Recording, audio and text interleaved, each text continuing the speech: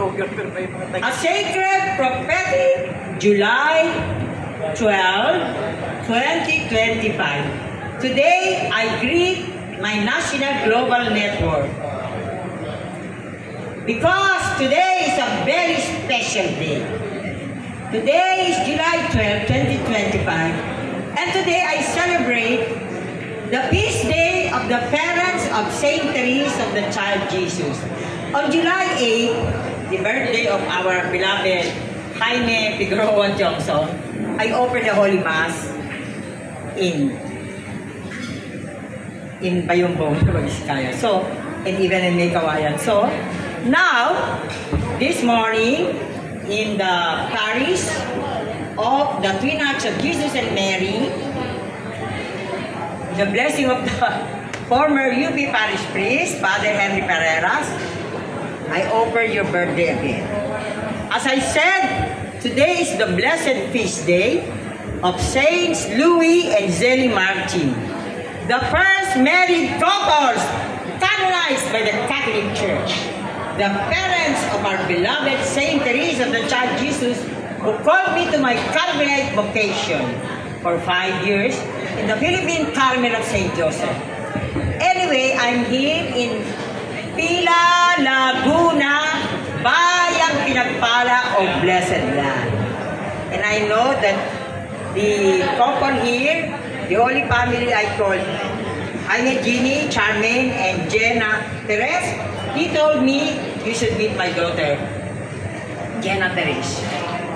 I know that they also honor and nurture St. Anthony de Padua College, here also in Villa Laguna. So this is a Thanksgiving tribute. First of all, to our honorable beloved, how do I call him? The ultimate, by Saliksikan ng Kasaysayan, Dr. Zeus Salazar from Sorbonne University in France.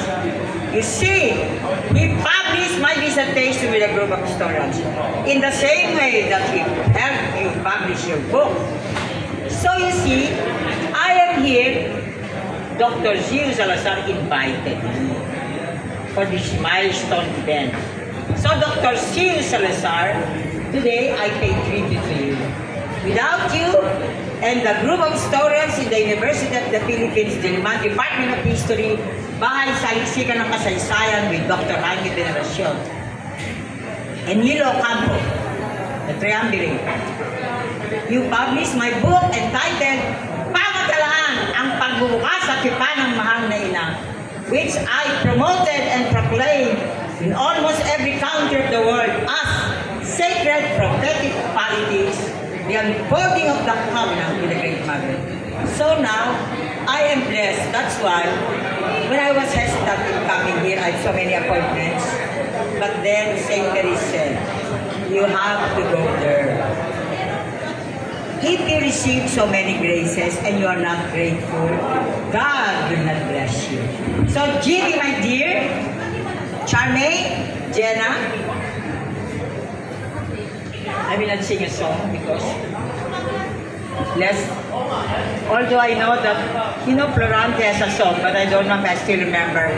Hindi ba? Florante sang, parang kailan lang ang mga pangarap kong kay hirap marating dahil sa inyo. So, narating. Tatanda at gaganda rin kami, ngunit may iiwanan ala-ala sa inyo. In English, my beloved compatriots in the Philippines and the world, it only says something that Florante is a great folk singer, and out of gratitude in the past, he has dreams to achieve. And so, with Florante, our folk singer, I join him in thanking this Holy Family. Do I call you doctor or professor also? Jaime Figueroa Johnson, Charmaine, Buelo Johnson, and then why not attorney Jenna Teres after 10 years of the Child Jesus. So what more can I say? Now, oh heavens, I think I will entitle this YouTube video Spiritual Legacy of Pila Laguna because of you. Now, may you have a big clap. Pwede ba unang muna naman sila? Unang muna sila. Salamat sa inyo. Salamat sa inyo. Please, thank you for sharing this sacred prophetic day full of graces, full of gratitude from our hearts. Because, you know, it's very rare that you can have milestone events. Ang birthday daw pagka full, 60, 65, 70. So, thank you. Thank you again. With that, I thank you. Amen. Thank you po. Salita. Thank you very much, Dr. Connie Alaras. Isa sa mga paboritong professor sa UP Diliman. Okay. Salamat po. Salamat! Thank you again, thank you. Today, ma-upload ko na yan. Sino may messenger?